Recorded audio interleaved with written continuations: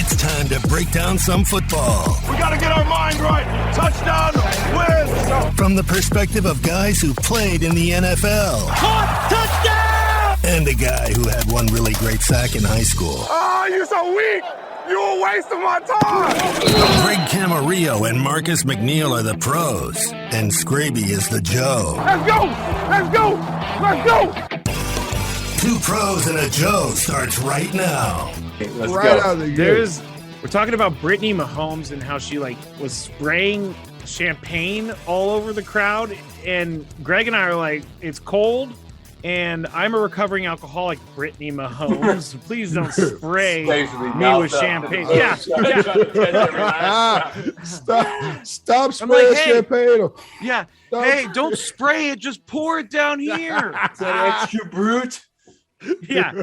It was. It better be good champagne too. I'm hoping for some. Oh, they had that good Perignon shit. or Yeah, something. they had that good shit in there. I guarantee they had some good shit in that booth. They weren't drinking no regular stuff. You know what I'm saying?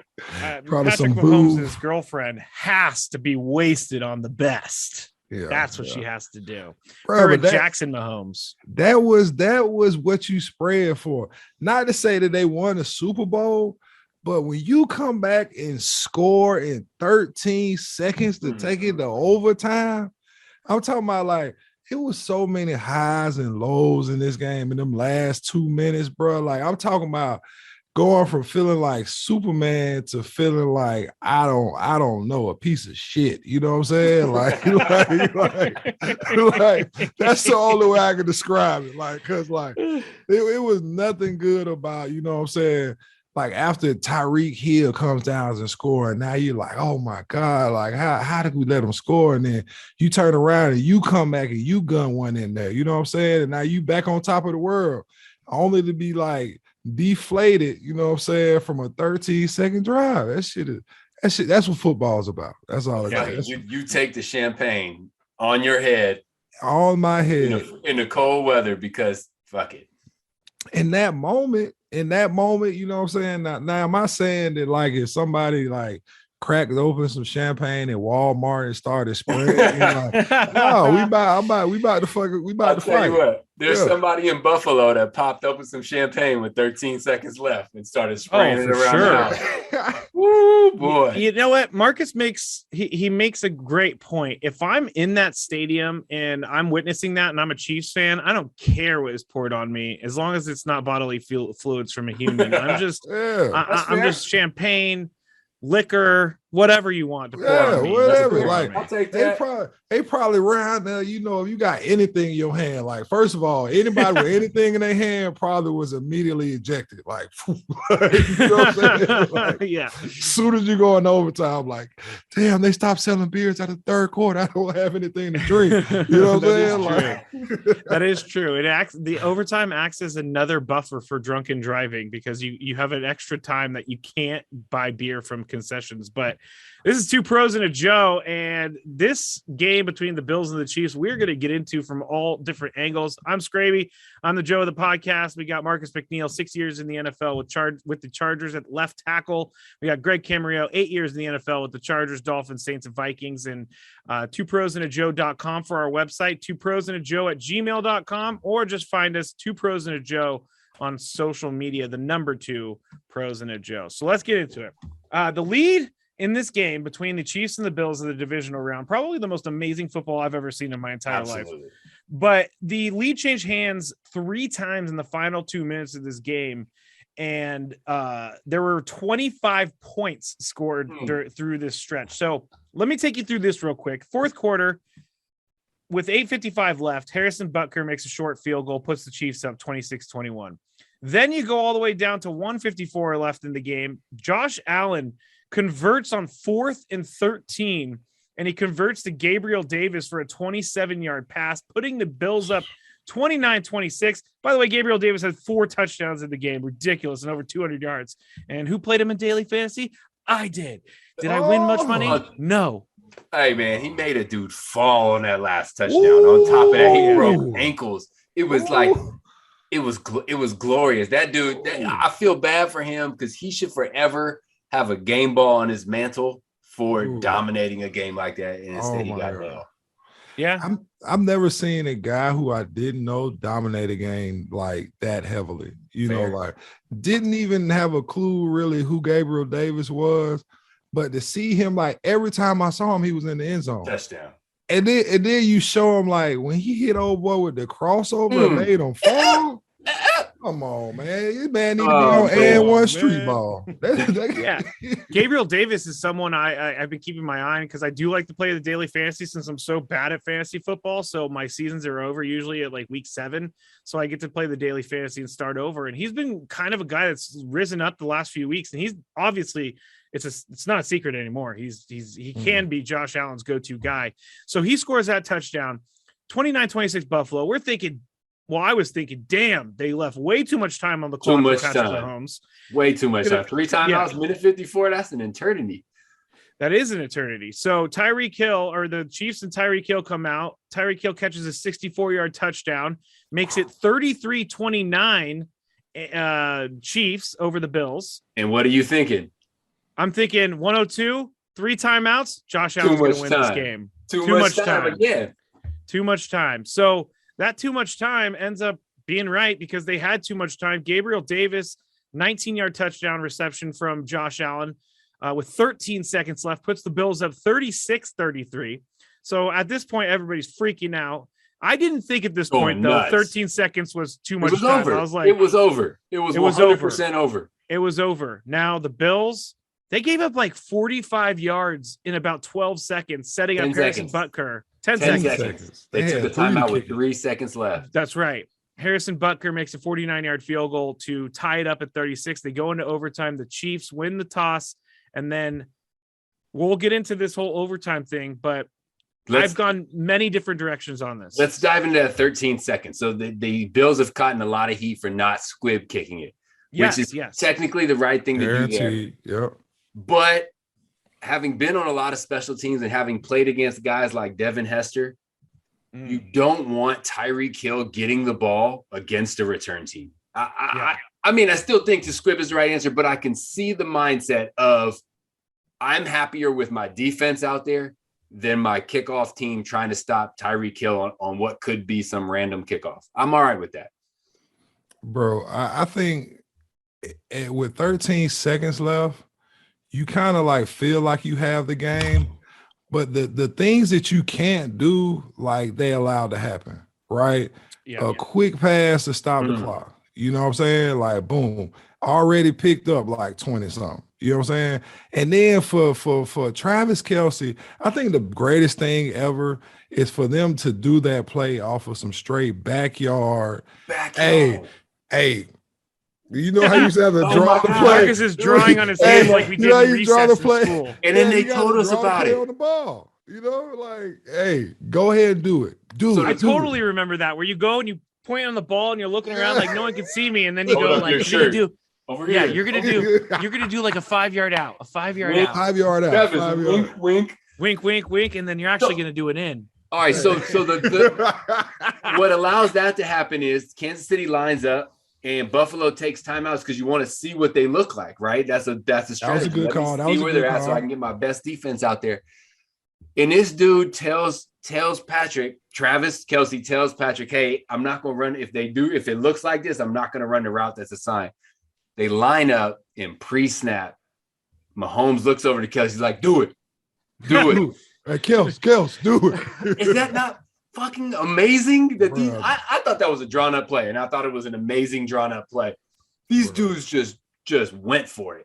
And that shit was magical. That shit was magic. That's what football is about. I think that's what like adds to the mystique of like NFL football and like why we watch these games like this.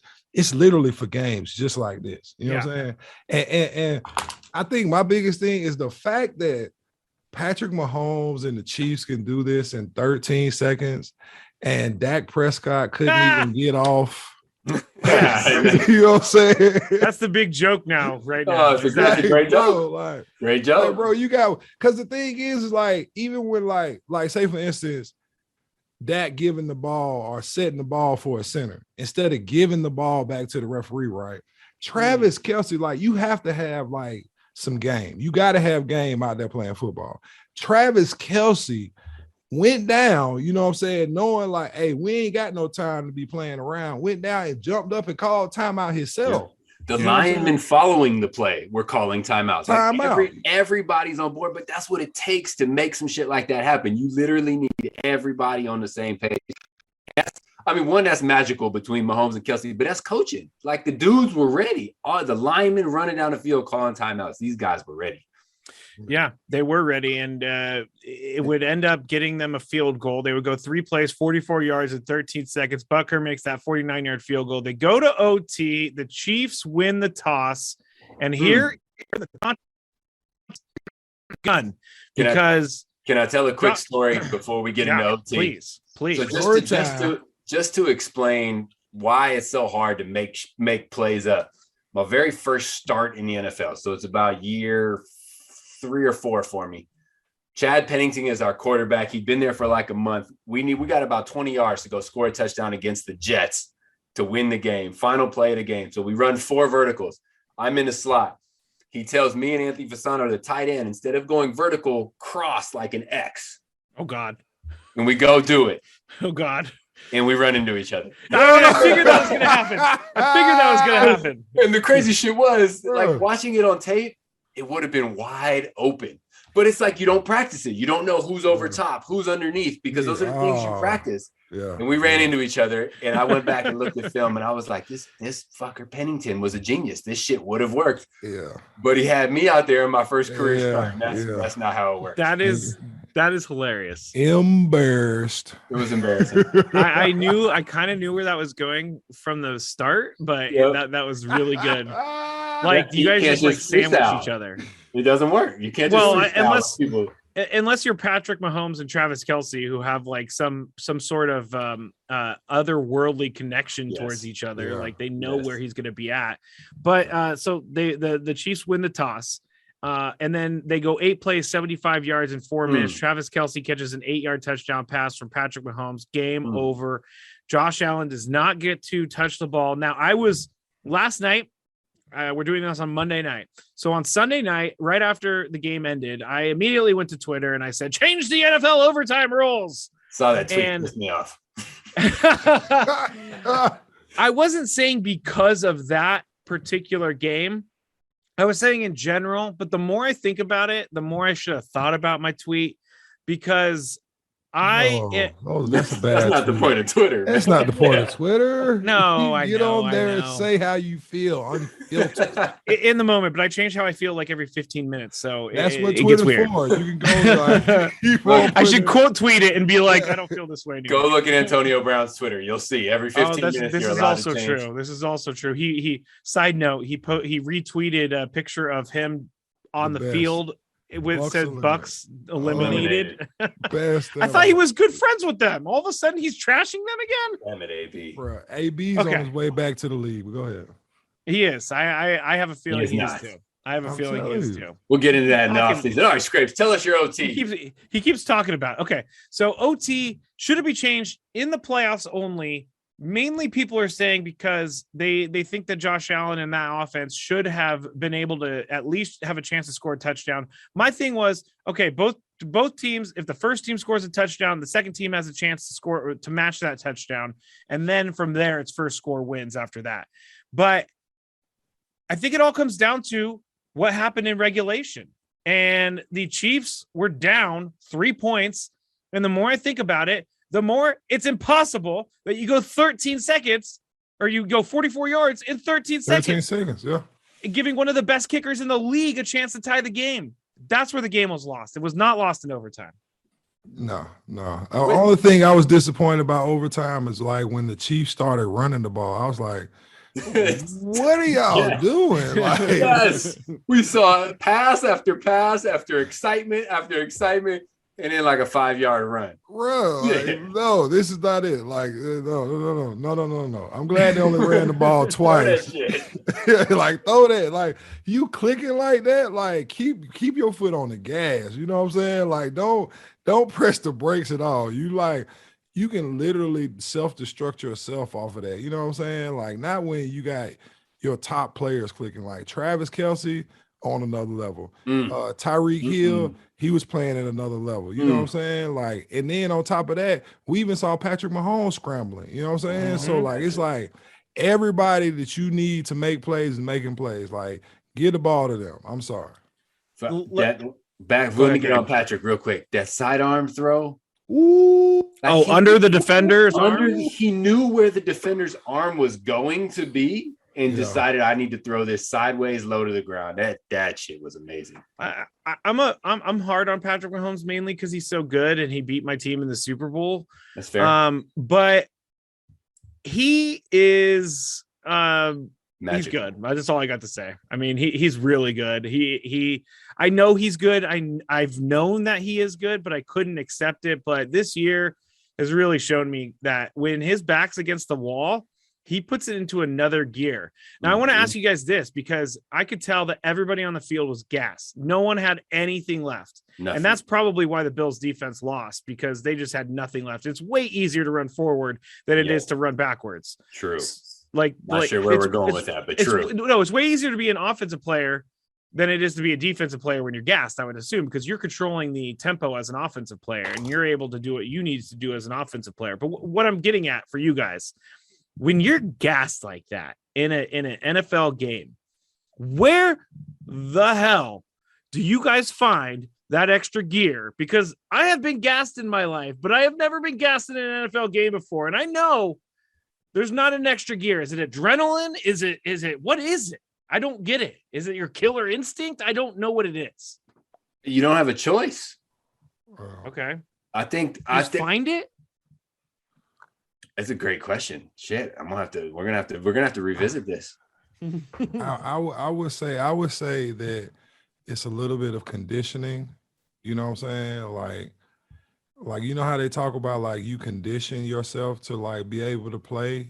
Yeah. Like you have to be there. You know what I'm saying? Like you condition yourself to be that guy in the fourth quarter that can still play at a high level. You know what I'm saying? So yeah, I think that's the only thing that you can do to prepare yourself for a moment like that. Is just make sure that, you know what I'm saying, when I am in a moment like that, even when I'm gassed, because like when you're out like working out and practicing and stuff, you get gassed now. You know what I'm saying? Like you're already tired. So it's like you kind of prepare yourself to be that tired for those moments just to make that play. And hopefully you see the guy across from you with his hands on his hips or breathing too hard, because to be honest, that'll give you a little bit more energy to know, oh, I got him. Oh, I got him. I got more in me. I got more in me than he's got in him. Yeah, exactly. That's all you got to have. I got to have more in me than you got. So appreciate you giving me time to think, because now I got some answers. So first of all, your mind will stop before your body stops. So you just go. You have no choice. Like it's literally your job, your livelihood is go. The hardest I've ever had to play is in preseason games when coaches intentionally push you to your limit. They put the backups in there and you are not allowed to come out. If you come out, you're going to get cut. They intentionally push you to see your response. And two, I don't think you make it to this level, most people, without having that ability to push it to the limit. Yeah. Because if you can't, someone's going to weed you out along the way because they need you to weed you out. But to go with your comment, dudes were exhausted and people want more overtime. Like that doesn't make sense to me. How can Greg, you more football?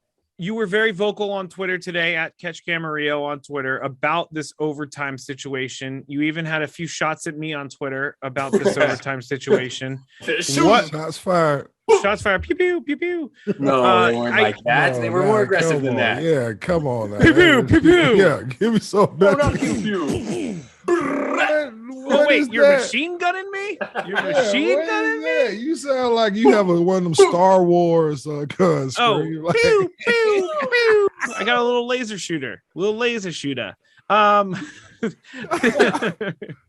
Greg, I know your thoughts in overtime are absolutely not. Don't change this. Louis Riddick said the same thing. Louis Riddick said, you want to know what I would have done if I were the Bills? I would have stopped them in that 13 seconds. Absolutely. Or stop them when they need 75 yards. All right. So here's my reasoning. One is, I mean, you had everyone has a fair opportunity to win the game flat out. So it's not like you are losing the game because you didn't have an opportunity. So that opportunity is there. So miss me with all that. We're not going to extend the game.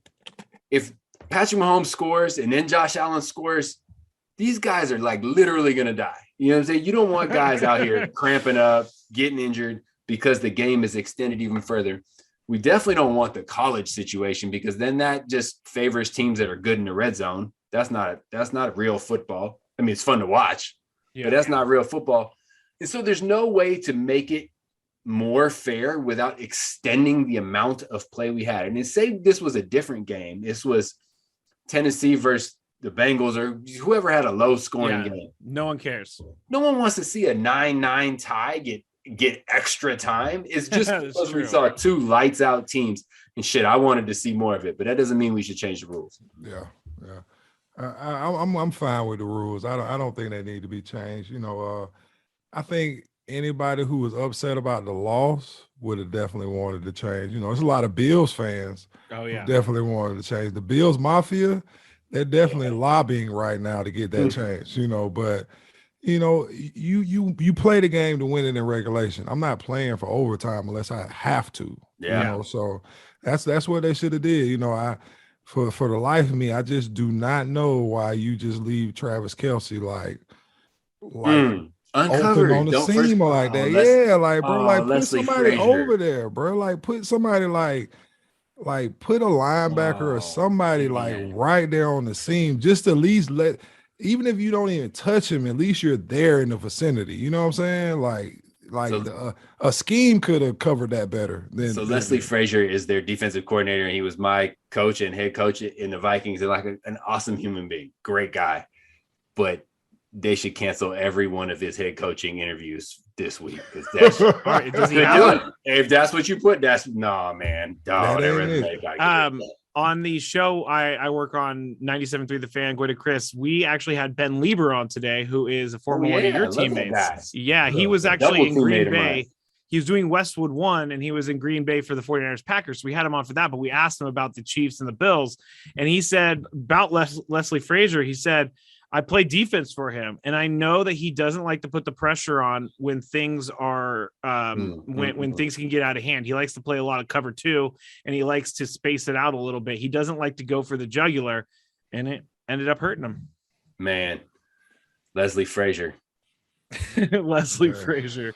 I can't trust any dude named Leslie. Sorry, just gonna say it. So let's see, Leslie Nielsen. What's that? Naked Gun action.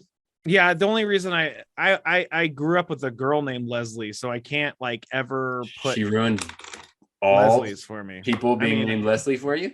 Is your middle name Leslie? Is that why you're being so offensive right now? I got respect for men that have names that are more often women's names. Because you figure you got to get tough because people are gonna make fun of you, so you get tough. Like I know an Ashley.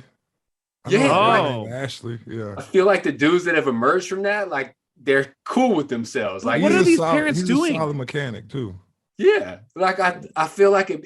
You're gonna have a tough elementary school time, but when you pop out of that, you've been through it.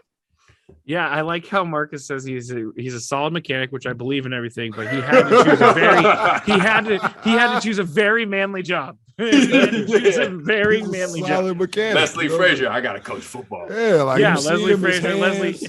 His hands, he got mechanic hands. They black. You know what I'm saying? He been up on the carburetor or something. You know what I'm saying? Do you know how he spells it? Just regular ASHLEY. Oh, okay. All right. Well, I'm sorry, Ashley, if you're listening right now. I wasn't meaning to take a shot at your name right now. No, he's good. He's a good guy. Only Leslie's. Used to it. He's good. He's tough. That's his name. Oh, sorry. Only Leslie's do I take shots at. Only male Leslies. So if we have any male Leslies listening to the podcast, hit me up and I will take a beating. Let me throw an overtime idea out there, even though I'm not necessarily a proponent of this. If you get the ball and score a touchdown, you have the option to go for 2, end the game. Or kick it and the other team gets the ball. So you can go score 6, go for 2, game over. That's too many chances to not be stopped. Or you can kick it and the other team can then come back, and if they score a touchdown, tie it up or go for 2 to win it. Go for 2 to win. It goes against my thought because I don't want extra football. You've played enough. Wow. But it would make for an interesting. I kind of game. like it. I kind of like it. Interesting. I do like that. You know, as long as you don't keep on extending it, you know what I'm saying? I think that has to be the key.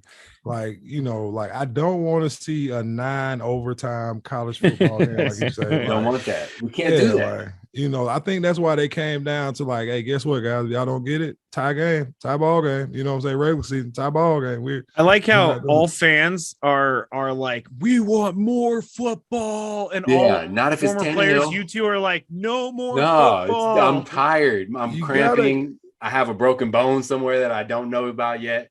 And then also on top of that, say Josh Allen gets the ball back and goes 3 and out. There's no champagne popping moment right there. It's not like, oh, it's true. It's not a walk off. No, it's touchdown. It's not a walk off. You're right. You're right. You're right. You keep making great analogies and great points into why we should not change the overtime rule. So overtime rule is not going to be changed, but I have a feeling it may be changed because so many people were disappointed and the NFL reacts quickly to disappointment. But we'll see. Now, more commercials out of a longer game. That is also very true. Very true. I'm surprised they haven't started making the refs wear patches on their referee gear yet, like the NBA does.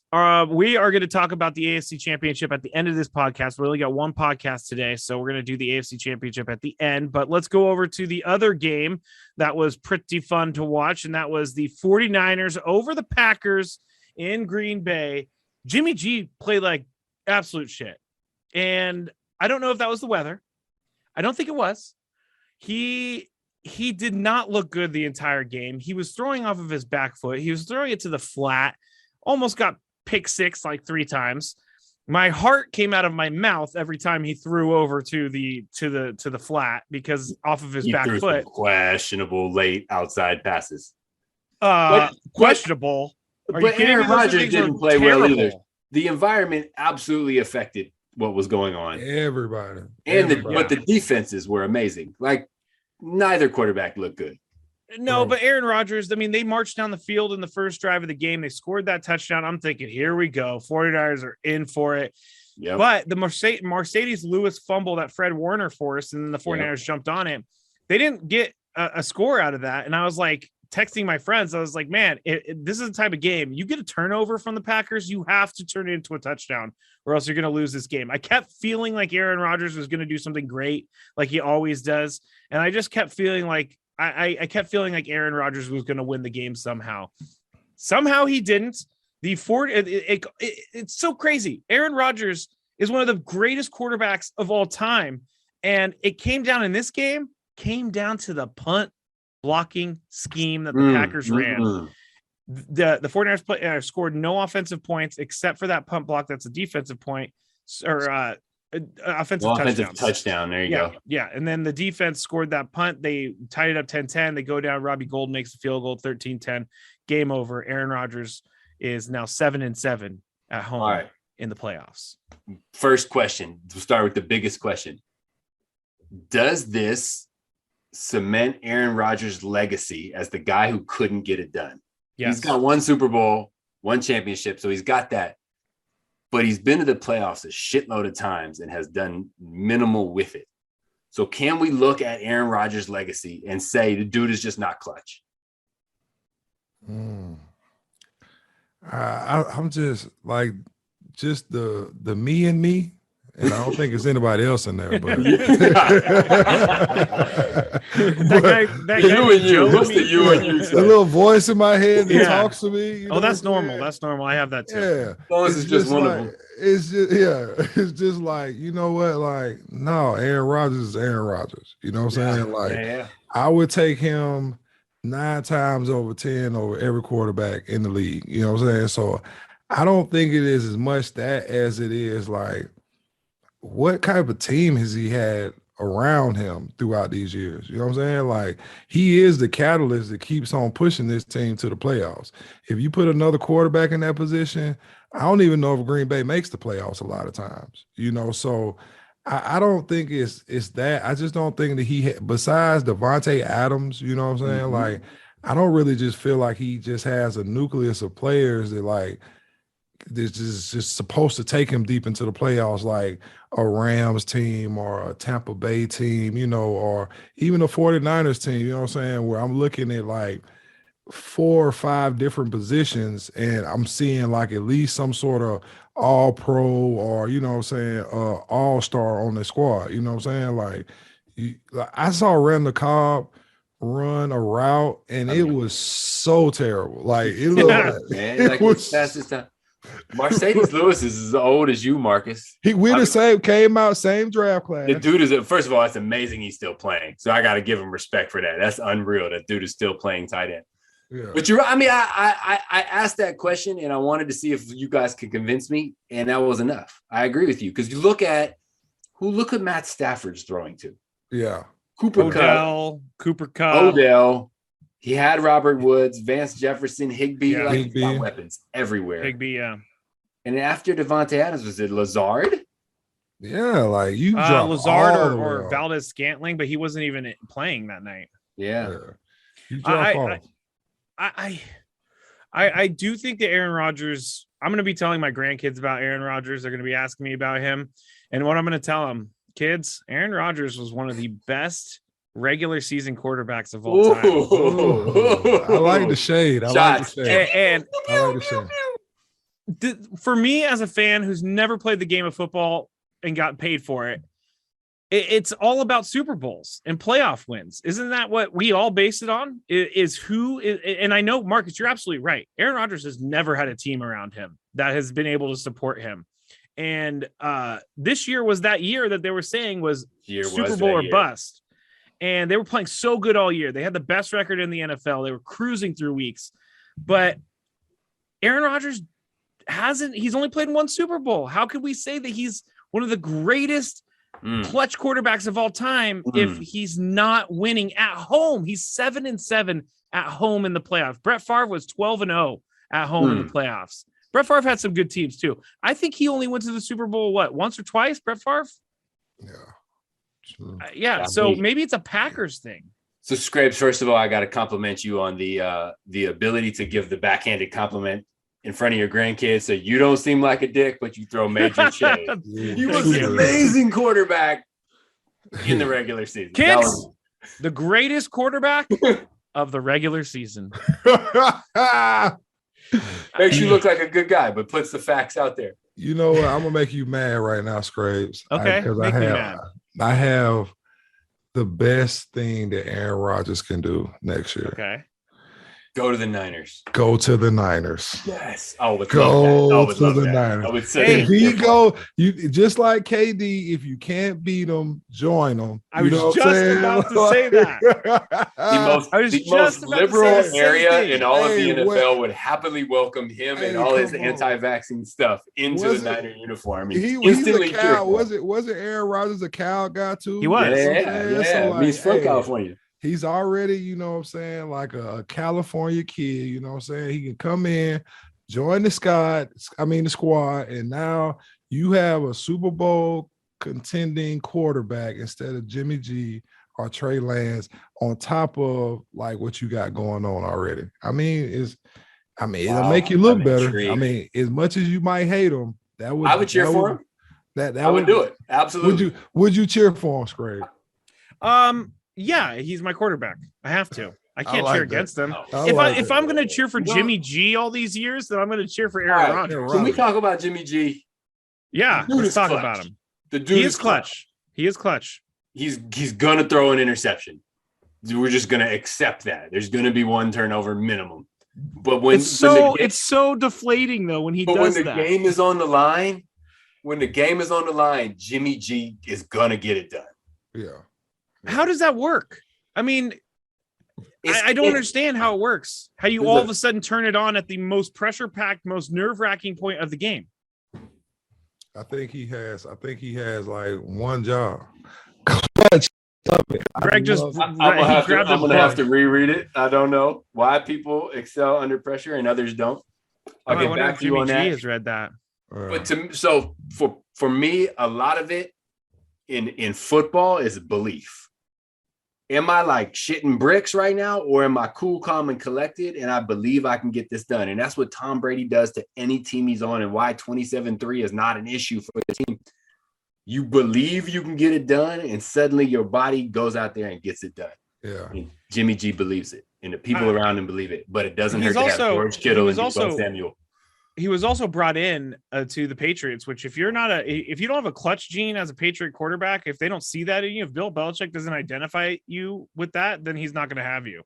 He's not going to have you there. What? Mac Jones. Oh, Mac Jones. He's a rookie. Give him a break. That's fair. That's true. That's true. Give him a break. That's fair. But, You're right. Jimmy G also didn't. Wheels on him. They kept training wheels on him all year. That's also right. He also didn't have the help of his team in the beginning of the game because George Kittle dropped a pass right in his chest. Oh, yeah, that was a couple drop passes there really hurt. Brandon Ayuk, as a 49er fan, I'm stunned that they did not call that a fumble on the field. I was almost ready for it to be a fumble on the field, but they said he didn't have possession. I still don't see it. I've watched it a million times. I still don't know what it catches in the NFL. It looked possessed. It looked possessed, and it looked like he made a football move, and I'm ready and willing because I'm thinking if that happens, I'm with you. Number one, if Mercedes Lewis doesn't fumble, they're going down to score because they're moving the ball. If Ayuk fumbles, that would be 3 possessions in the first half, or even in the first. I can't remember when it happened, but Aaron Rodgers was probably going to score there too. Short field, game's completely different. Game is completely different, but the 49ers found a way to do it somehow. They win 13-10 in the cold of Green Bay, and they are going to be facing the Rams in the NFC Championship. We'll talk about that in a little bit. So we will move now. Yes. Go ahead. I want to get to my key takeaways, but I forgot we still got games to talk about.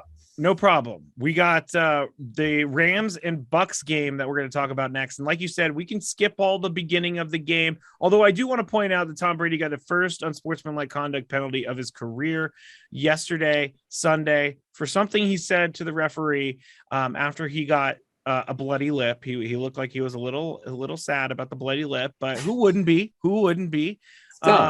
He got beat up yesterday. He took some shots. He had no time. So he missed Antonio Brown. Mike Evans is an outstanding receiver, but he's not a quick route running guy. He needs time.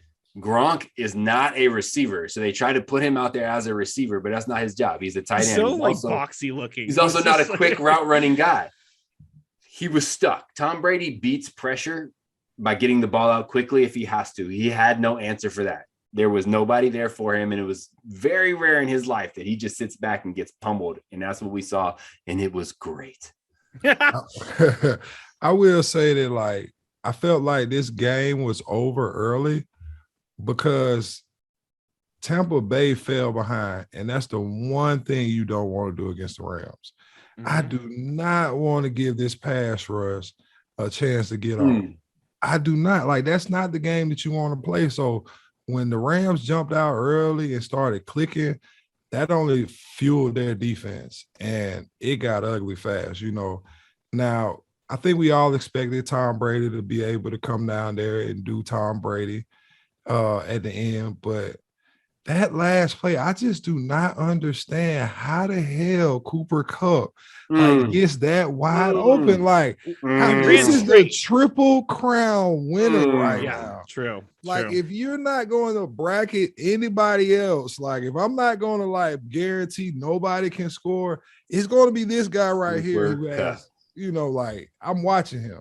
Yeah, and I gotta say, if you're gonna talk about Leslie Frazier and his soft playing of the defense at the end of the game that allowed the Chiefs to get those chunk plays, then you got to talk about Raheem Morris sending everybody on a blitz on that play, and it just ended up working out for them. That Cooper Kupp was able to there was no route; he just ran straight, and Matthew Stafford threw it up to him. And Matthew Stafford, give him credit. People give him a lot of shit, but he was able to throw that pass and put it right on Cooper Kupp when he needed it to. I thought my friend was joking with me because I walked out of the room for a second and I was like, oh, this is going to overtime. Tom's going to win. And then he goes, holy shit, Cooper Kupp just caught this huge pass. I'm like, no way. Come back. Rams are winning. And I couldn't believe it. And I couldn't believe that Tom Brady went down on his own field like that. And we're going to talk about his future in a second, but first, we have to give credit to the Rams, and they have really figured it out when they've needed to. Although Cam Akers' fumble was bad. I mean,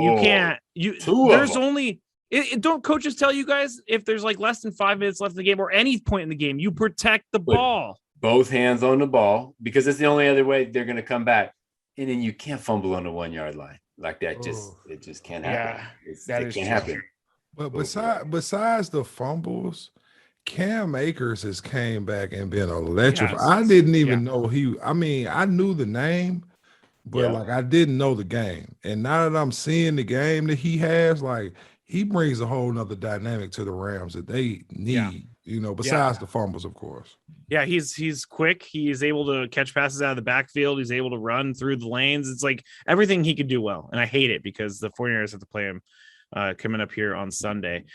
Tom Brady and his future. Now, he was on his podcast, his Let's Go podcast, which is so Tom Brady to name his podcast Let's Go. So spot on. Let's go. Let's go.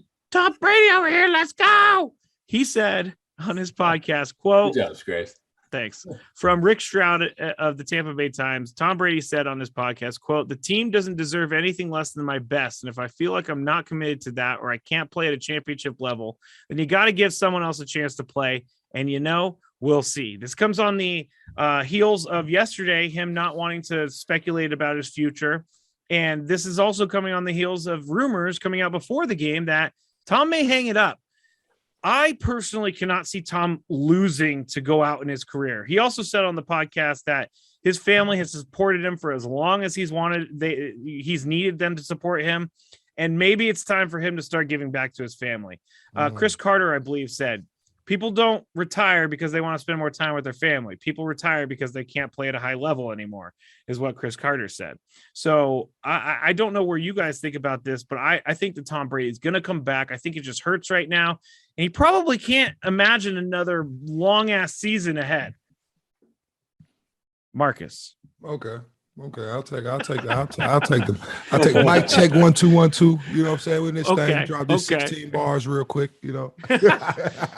But no, I think he's hurt a little bit.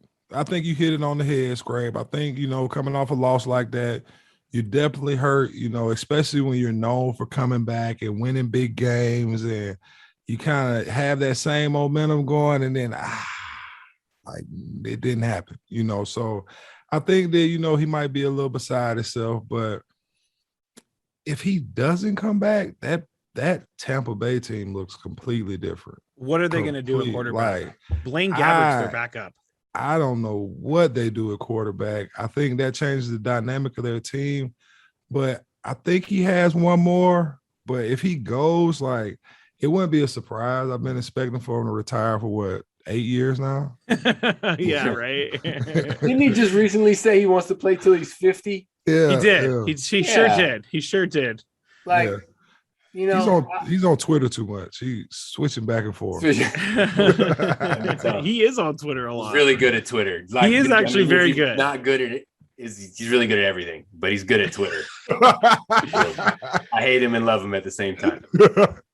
I don't think he retires. I think when you're done getting your ass kicked and you've had a rough season and the ups and downs of riding the Antonio Brown wave, and then also like 2 COVID seasons, like that adds stress, not knowing who's going to be out there every week.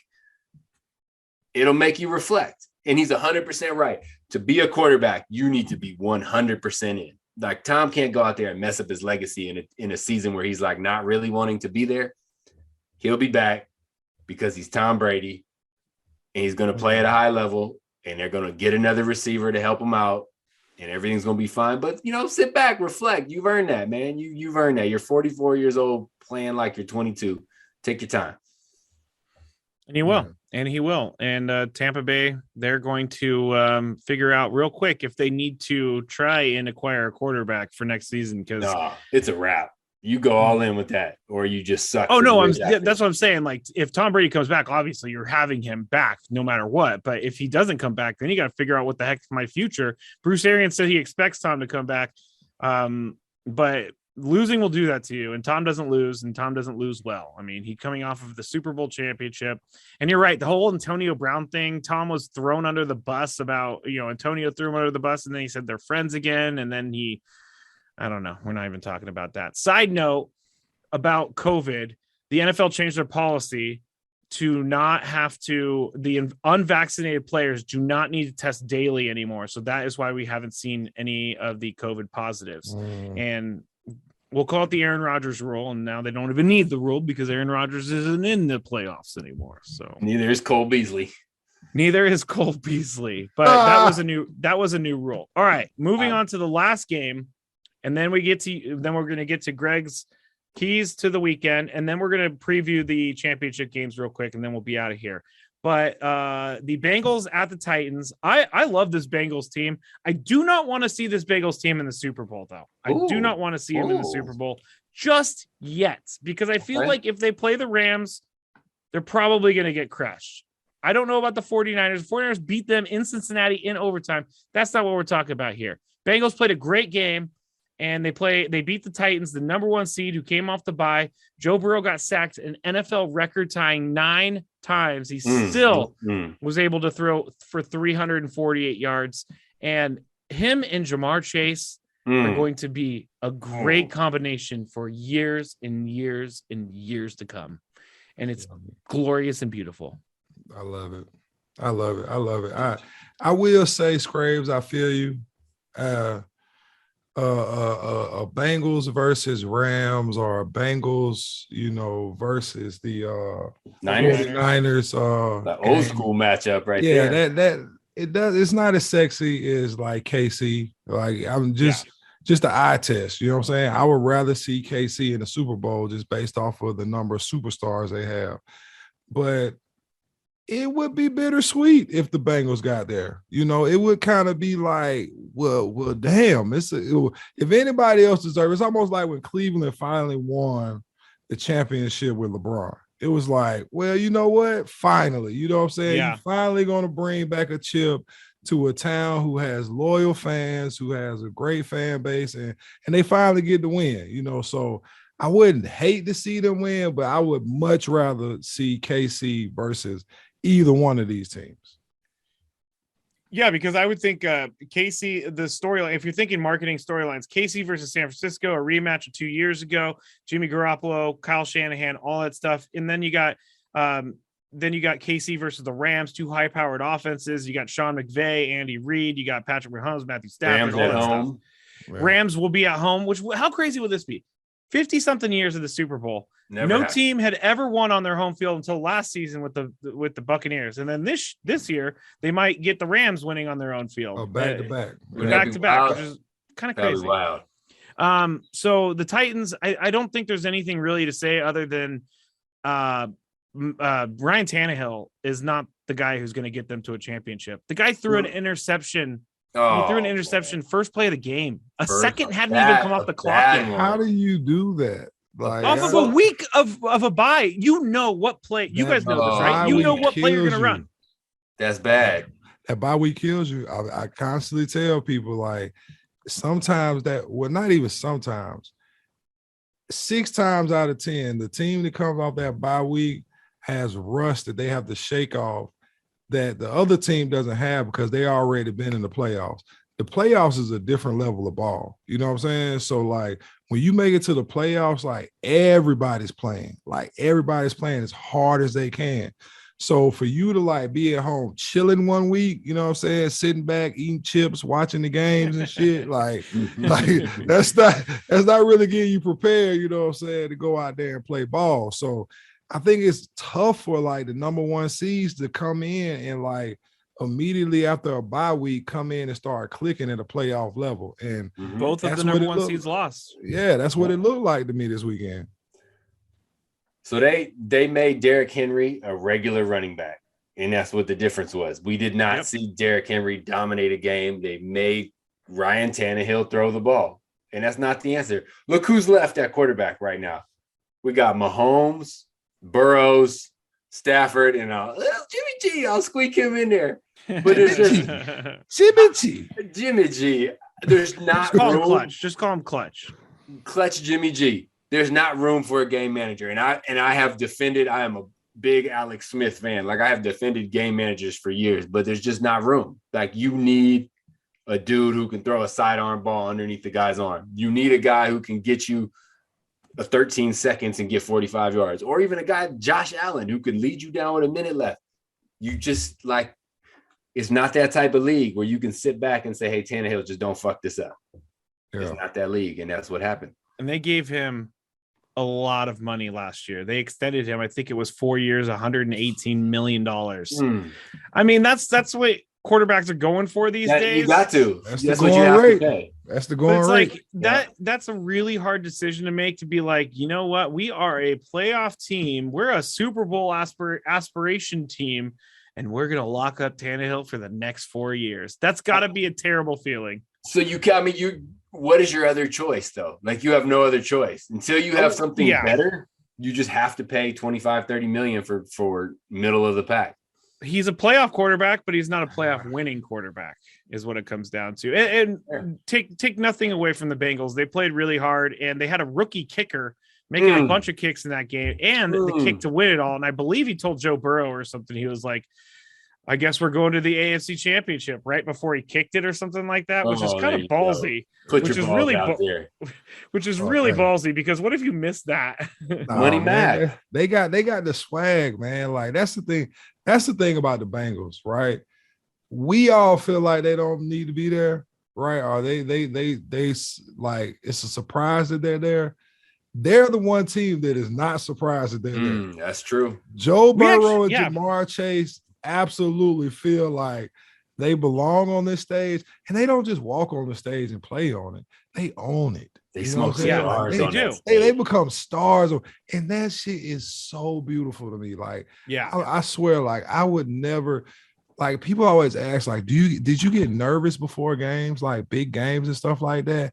And I used to be like, shit, no. When the lights turn on, like, I got so nervous. but for me, when the lights turn on, it's like, okay, now it's time for me to really give y'all a show. Like, fuck the 11 o'clock game, or you know what I'm saying, fuck the early morning game. I'm barely awake. You know what I'm saying? Like, but if I'm playing like a night game, Monday night football, Sunday night football, you know, I might even put a little extra Beijing in there. You know what I'm saying? The hairline crispy. Straighten that up, nice and crisp. Straighten it up. I'm looking like you find a way to get that helmet off. I'm looking like James TV. Brown. You know what I'm saying? I love it. I'm looking like James Brown with the Beijing. Whole inside of my helmet look like black coffee. You know what I'm saying? Because all of it's coming off. That's hilarious. Everybody get that visual for a second, like I am in my head. I think that you're right, and we talked about the whole thing about them feeling themselves and being confident in themselves. We talked about it in episode week 5 about whether or not the Bengals are for real, and we called it back then, and we said they were for real. And thank God for making us look good, Bengals, because they could have easily fallen off a cliff. And I'm not mentioning this right now. Who Day is right. Who Day gonna beat those Bengals? Nobody. I lived in Cincinnati for a year, and I went to some Bengals games, and that was the chant. And they were really bad. No, they weren't. Anyway, what year was that, Scrapes? 2010. So they played the Jets in the playoffs. We went to that game. It was like 12 degrees, and Carson Palmer wow. ended up losing. Hushmanzada, Chad Johnson. Ocho, wow, that was quite a Johnson. And Ray Maluga was also there. Yeah, wow. He got caught. I don't even know why I'm bringing up his bad stuff, but I'm not going to. Anyway, moving forward. So, Fred, what is your keys to the game? Let's weekend. Evan Money McPherson right here, rookie kicker. With the theme of the weekend, fucking kickers got shit done. Yeah. Every kicker that needed to make a big kick, and I'm not talking about in the middle of the game. Evan McPherson, a rookie with 52 yards for the season, nailed it. Robbie Gould, now he's as old as us, so I'm not too worried about him. But in the snow, 45 yards, nailed it. Matt Gay, 30 yards, nailed it, but that's okay. Harry Butt, 49 yards, nailed it. Wait a second. Is his name what? Harrison Butker. That's what I said. Did you call him Harry You just Butt? called him Harry Butt, boy. Hey, y'all heard it wrong. I said Harrison Butker No, you said Harry Butt. with the Who the hell is 49-yard Harry field Butt goal. around Yeah. here? If he missed it, we could call him that. That's true. That's We really made it. funny, though. So kickers, man, worth their weight in gold.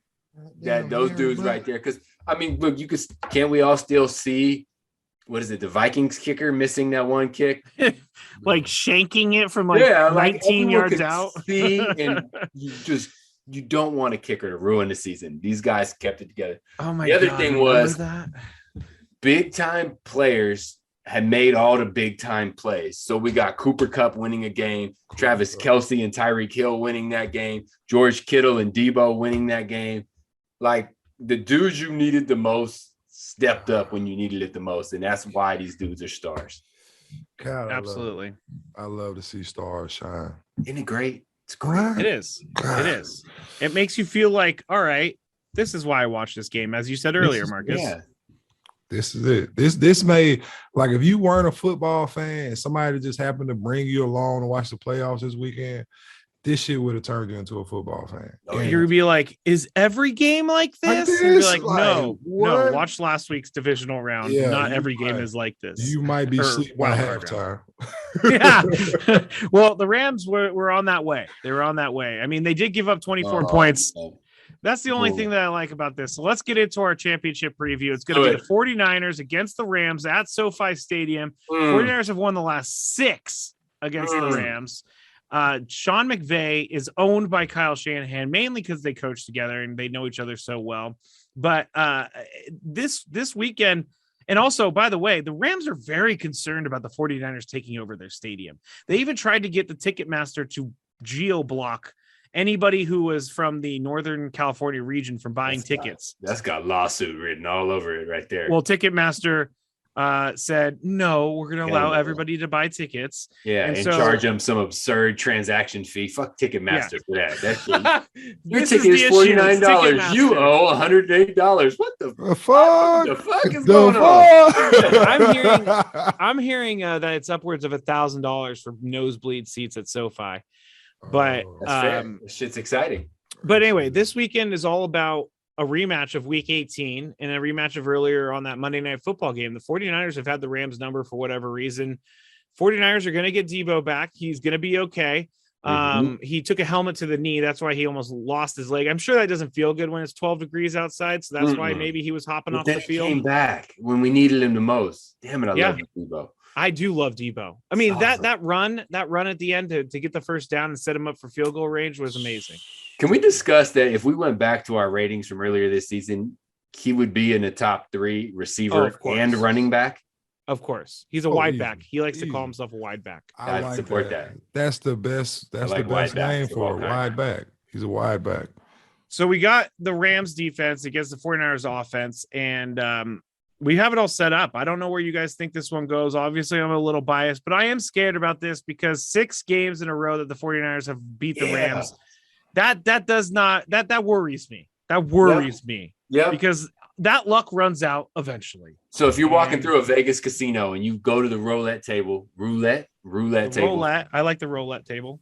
And you see that shit is red 6 times in a row, you know the other one is due. Like it's coming.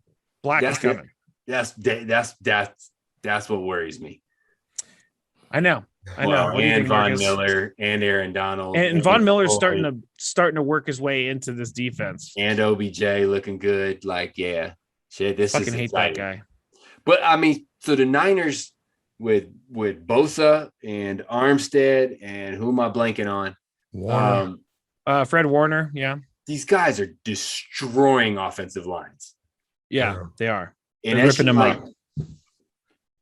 Man, but Stafford could get he's got guys that get open quickly. OBJ gets open quickly. Cup gets open quickly. Like that's how you respond to that. Like if I don't have time, run a quick route.